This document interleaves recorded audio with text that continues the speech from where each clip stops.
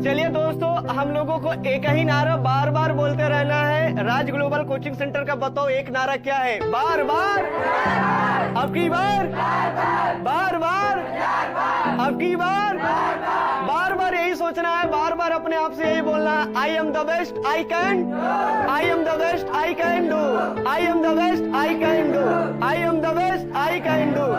Nothing is impossible in this world, nothing is impossible in this world. इस संसार में कुछ भी असंभव नहीं है। बार बार बोलते रहना है। आया है जो चीजें यहाँ फेल हो जाती है वही चीजें दुनिया में तहलका मचाती है। जैसे आप लोग अरुणिमा सिन्हा का नाम सुना होगा, चैप्टर में पढ़ाया होगा, क्या समझ में आया था कि नहीं? अरुणिमा सिन्हा चलती हुई ट्रेन से कुछ बदमाश लोग, गुंडे लोग क्या किए थे? फेंक दिए थे कि या नहीं फेंके थे? चलिए, इतने होने के बावजूद भी उसके दोनों पैर क्या हो गए थे? फ्रैक्चर हो गए थे, कट गए थे। रात भर उस ट्रैक के नीचे पड़ी हुई थी, सब ट्रेनें गुजरती गई। क्या ऐसा कहानी आपने सुना है कि नहीं सुना है? क्या रियल स्टोरी है कि बनाया गया है? रियल घटना है। और वही लड़की जिसके पास पैर नहीं है, वही बताइए माउंट एवरेस्ट पर चढ़ी है कि नहीं चढ़ी है? जिसके पास हाथ और पैर नहीं है वो बोलता है कि यहाँ चढ़ना असंभव, जिसके पास नहीं है वो चढ़ के दिखाया, बोला ये सब संभव है। बताइए कैसे दुनिया में, बताओ तो जो कहता है कि ये चीजें असंभव यानी कि वह नहीं कर पा रहा, इसलिए अब आपको बोल रहा है कि असंभव है। दुनिया में सब कुछ संभव है, आपको बोलना पड़ेगा nothing is impossible in this world. बार बार बोलना है, बार बार बोलना है। जैसे विज्ञान करती है दोस्तों, 9 डेसिमल के ऊपर अगर दर्द होता है तो इंसान मर जाता है। तो जब एक माँ यानी कि एक औरत अपनी बच्चे को जन्म देती है तो क्या होता है भाई साहब? 9 डेसिमल नहीं 12 डेसिमल सब लेती है। क्या उसका बेचारी की मृत्यु हो जाता है? कुछ लोगों का मृत्यु हो जाता है। लगभग 100% में 5% कंडीशन ऐसा देखने को आपको मिलेगा, हर हाल में मिलेगा। लेकिन क्या सब लोग का मृत्यु हो जा रहा है? ऐसा तो नहीं होता है। विज्ञान कहता है 9 डेसिमल के ऊपर जहाँ दर्द हुआ आप क्या हो जाओगे, आपकी मृत्यु होना तय है। लेकिन यहाँ देखिए, जब एक औरत अपने बच्चे को जन्म देती है तो क्या होता है? 12 डेसिमल तक सह जाती है। तो जो दुनिया में इम्पॉसिबल है वही क्या है दोस्तों? ऐसा जो बोलते हैं कि इम्पॉसिबल इम्पॉसिबल इम्पॉसिबल, मुंह पे मारो ठोको बोली कि अब भैया दुनिया में कुछ भी पॉसिबल यानी कि इम्पॉसिबल नहीं है। जहां इम्पॉसिबल है वहीं पॉसिबल है भैया। अब तुम जाओ भौरे के कान में बोलो तुम नहीं उड़ सकते हो, तो भौरा बोलेगा क्या? मारेंगे एक पड़ाका ना सही हो जाओगे। It is impossible, this is possible.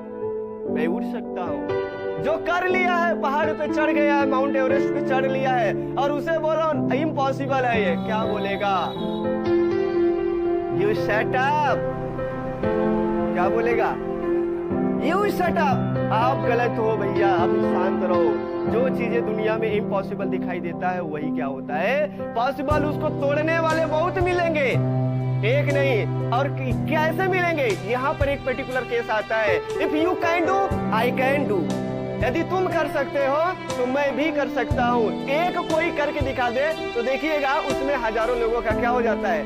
Line लग जाता है। यदि वह कर सकता है तो मैं क्यों नहीं कर सकता हूँ? आपको गिराने वाले बहुत मिलेंगे, आपको गिराने वाले बहुत मिलेंगे, हर स्थान पर मिलेंगे, लेकिन आपको गिरना नहीं है। अपनी मंजिल को पाने के लिए अड़े रहना है, अड़े रहना है, अड़े रहना। हर हाल में वहां तक पहुंचना है तो पहुंचना है। नथिंग इज इम्पॉसिबल, कुछ भी असंभव नहीं है, कुछ भी असंभव नहीं है। क्या बात समझ में आया? अगर चलते हैं अगले कदम की ओर चले दोस्तों। क्या आप सूरदास का नाम सुने हैं कि नहीं सुने हैं? सूरदास का नाम तो सब लोग सुने होंगे भाई साहब, आपकी किताबों में भी प्रेजेंट है, तो सब लोग भी जानते होंगे ये जन्मजात अंधे थे। क्या भाई बात सही है गलत है? जन्मजात से क्या थे? ये अंधे थे।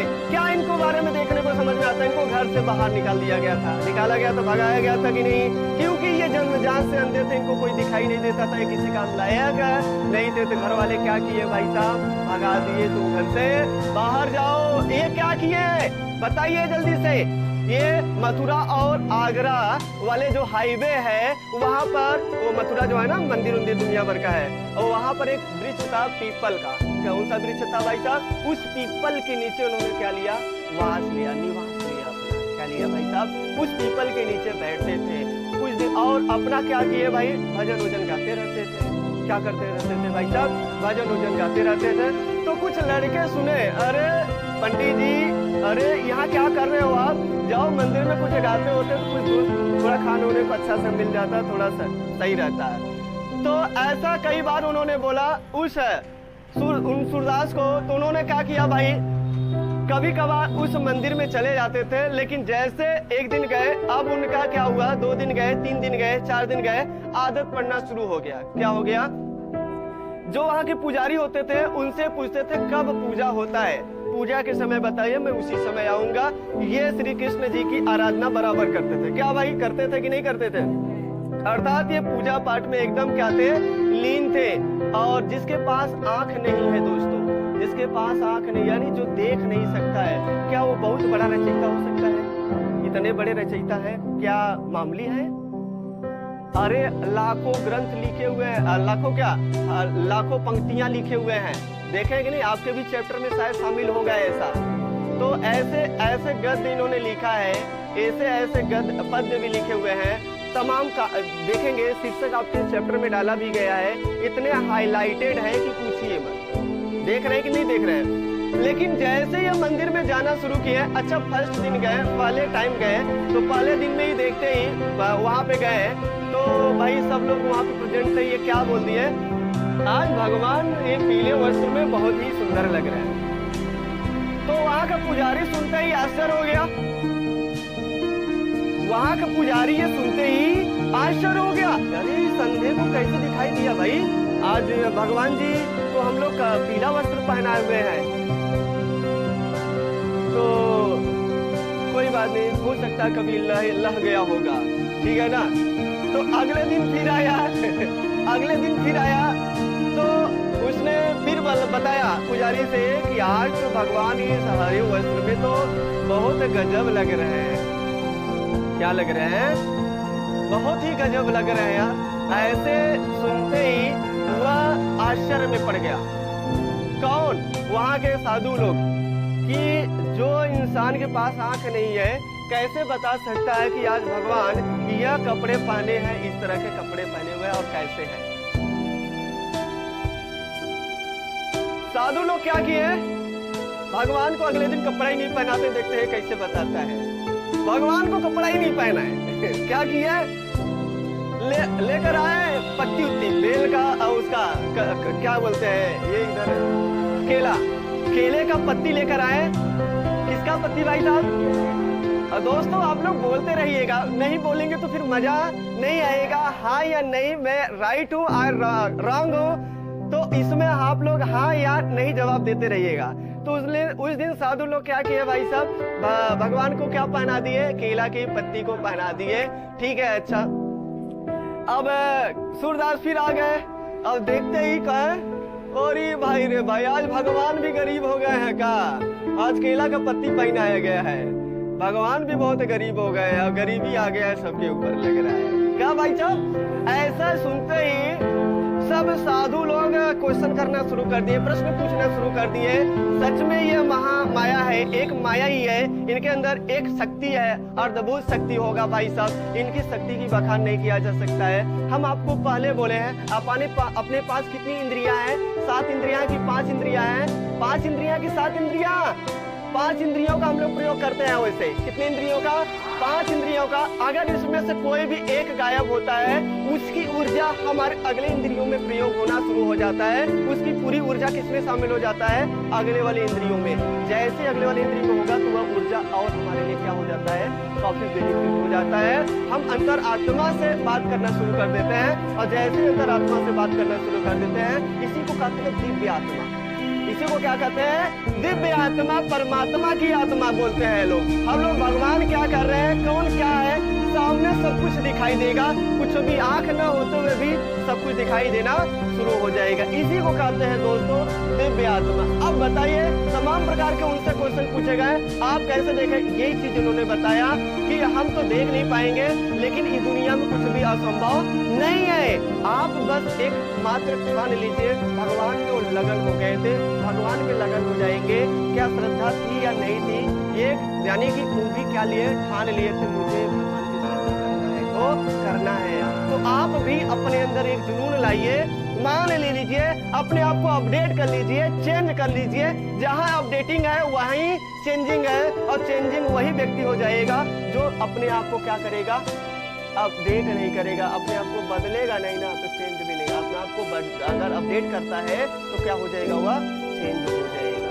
चेंज होने के लिए बताओ क्या करना पड़ेगा, आपको अपडेट करना पड़ेगा, हर हाल में अपडेट करना पड़ेगा। समझ में आया दोस्तों? तो आप क्या शब्द बोला जा सकता है, इस दुनिया में कुछ भी असंभव नहीं है, यानी सब कुछ दुनिया में क्या है, संभव है। इन दिस वर्ल्ड, यानी कि nothing is impossible in this world. भगवान हमारे लिए परिस्थितियां खराब बना सकते हैं, भगवान हमारे लिए खराब परिस्थितियां बना सकते हैं, लेकिन उन परिस्थितियों को हमें कैसे सही करना है ये हमारे ऊपर डिपेंड है। किसके ऊपर डिपेंड है? भगवान हमारे लिए बहुत बुरे से बुरे परिस्थितियां ला सकते हैं, ये उनके हाथ में है। किसके हाथ में है? भगवान के हाथ में है ना। भगवान के हाथ में खराब से खराब परिस्थितियां हमें देने के लिए उनके पास पावर है, लेकिन हमारे अंदर पावर क्या है, उसको बदलने का पावर है। क्या ये मानव में पावर है कि नहीं है? जो चीजें, जो एनर्जी जहां पे एक बार लगा दिया अपनी लगन को, देखिएगा वो कहां तक पहुंचा है आज तक, वो सबसे ऊंचाई तक पहुंचा है, सबसे ऊंचाई पर गया है, एकदम उच्चतम शिखर पर पहुंच गया होगा। चाहे जो भी, एक बार अपनी एनर्जी को लगा दीजिए, एक बार अपनी एनर्जी को लगा दीजिए, चाहे जो भी हो जाएगा, आप अपने आप में क्या हो जाओगे, एकदम चरम सीमा पर पहुंच ही जाओगे। तो आपके लिए एक क्या, ये हमारा एक मकसद था कि nothing is impossible in this world. इस संसार में कुछ भी असंभव नहीं है, इस संसार में कुछ भी असंभव नहीं है, इस संसार में कुछ भी असंभव नहीं है। Nothing is impossible, nothing is impossible. हमारे साथ बोलिए, nothing is impossible. Am I right और रॉन्ग? एम आई राइट और रॉन्ग? राइट? तो बताएं दोस्तों, आप लोग चींटियां देखे कि नहीं? सब लोग चींटियां देखे होंगे, इतने मेहनती होती है बेचारी, और ये कब दिखने, ये ज्यादा से ज्यादा कब दिखते हैं, जब गर्मी का समय आता है या बरसात का समय आता है, तब ये चींटियां दिखाई देती हैं। और ये किस रूप में चलती है भाई? एक कॉलोनी के रूप में, एक कतार के रूप में चलती हैं। जहां भी जाएंगी ये कैसी चलती है भाई? एक कतार के रूप में चलती है। लेकिन कतार के रूप में कब तक चलेंगे और क्यों चल रहे हैं लोग? क्या इसके पीछे का कोई लॉजिक है? इनकी महत्वाकांक्षी क्या होता है? क्यों एक लाइन में चलते हैं और जाते क्यों हैं? कहां से कहां तक क्यों ये जाते हैं? क्या ये पता है आपको? नहीं पता है। इनकी भी एक महत्व ये भी महत्वाकांक्षी होते हैं, अभिलाषा रखते हैं। जैसे आप लोग अभिलाषा रख रहे हैं, काम करेंगे, कमाएंगे, दबाएंगे, आप पढ़ाई लिखाई करेंगे, नौकरी पाएंगे, तो हम बड़े ये बनकर एक घर बनवाएंगे, बिल्डिंग बनवाएंगे, इतना अनाज कर देंगे, ऐसे कर देंगे। तो इसी तरह अपने पास एक चींटी होती है बेचारी, जो अपनी जीविका चलाने के लिए, क्योंकि ये ठंडे खून के होते हैं। किस खून के होते हैं भाई साहब? ठंडे खून के होते हैं। ये गर्मियों में ही आपको दिखाई ज्यादा देंगे, ठंडे खून के होते हैं। बरसात ठंडी में कभी दिखाई देता है चींटी? देखा है कभी? तो ठंडी में इनको खुद ज्यादा ठंडा लगे, ठंडे खून के होते हैं। तो कहाँ पे रहते हैं? बिल में छुपे रहते हैं। कहाँ छिपे रहते हैं? तो इसलिए गर्मियों के दिन में कहाँ करते हैं भाई साहब? बाहर निकलते हैं, और बाहर निकलकर करते क्या है भाई? अपनी भोजन की तलाश में रहते हैं। किसकी तलाश में रहते हैं? भोजन की तलाश। और जहाँ भोजन पाए जाते हैं वहां से वो क्या करते हैं? भोजन ढोने का प्रयास करते हैं। और कब तक ढोते रहते हैं? गर्मी भर और बरसात भर। ठंडी में ये अपना भोजन जैसे एकत्रित आप लोग कर लेते हैं, उसी तरह ये अपनी भोजन को क्या कर लेते हैं भाई साहब? एकत्रित कर उस बिल में रख लेते हैं, और वहीं पर उसको क्या कर देते हैं? तलाशते रहते हैं और खाते रहते हैं। ठीक है ना? तो दोस्तों, इससे क्या आपको सीख मिला कि चींटी अगर उस कॉलोनी में जा रही है तो आप उसका रास्ता नहीं रोक सकते हो। क्या रोक सकते हो ये मुझे बताओ।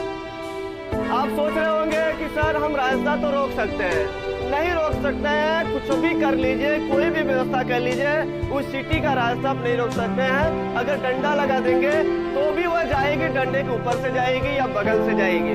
आप सोच रहे हैं पानी गिरा देंगे वहाँ पे, पानी गिराने के बावजूद भी वह दूसरे रास्ते से सब चींटियां जाएंगी। नहीं, ऐसा नहीं है कि एक दो उधर से जाएंगी और एक दो इधर से जाएंगी। एक कतार में जाएंगी, जहाँ से जाएंगे सब लोग एक ही जगह से जाएंगे। क्या भाई समझ में आ रहा है ना? तो जैसे आपकी भावनाएं होती है उसी तरह चींटियां भी भावनाएं रखती हैं, एकदम सेम टू सेम। और ये चींटियां इतनी मेहनती होती है कि उनको देखकर हम लोगों को काम करना चाहिए। नथिंग इज इम्पॉसिबल, ये बात सही बोला गया है।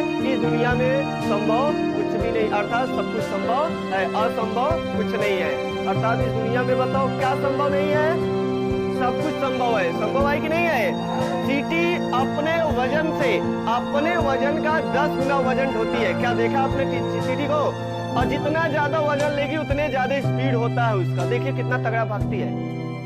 जब ले लेगी तब, जब अपने ऊपर बोझा ले लेती है और अपने वजन का 10 गुना वजन अपने ऊपर ला देती है। क्या भाई समझ में आ रहा है कि नहीं आ रहा है? और अंत में उसको क्या रिजल्ट निष्कर्ष निकल कर आता है दोस्तों? यही देखने को मिलता है, जो चींटी होती है अपने प्रक्रियाओं का, उसका रास्ता आप नहीं रोक सकते हैं, चाहे हर हाल में कुछ भी आप कर लीजिएगा। लेकिन कब रोक सकते हैं? केवल और केवल उन्हें आप मार कर ही रोक सकते हैं। और कुछ भी व्यवस्था कर लो, वो अपना रास्ता कहीं ना कहीं कर ही लेंगे जहाँ से ला रहे हैं। समझ में आ रहा है ना? लेकिन आप उसे रोक नहीं सकते हैं। तो यही है, जिद अपने अंदर भी ठान लीजिएगा चींटी का देखकर। जिद ठानिए, जिद ठानिए, जिद ठानिए। क्या ठानना है?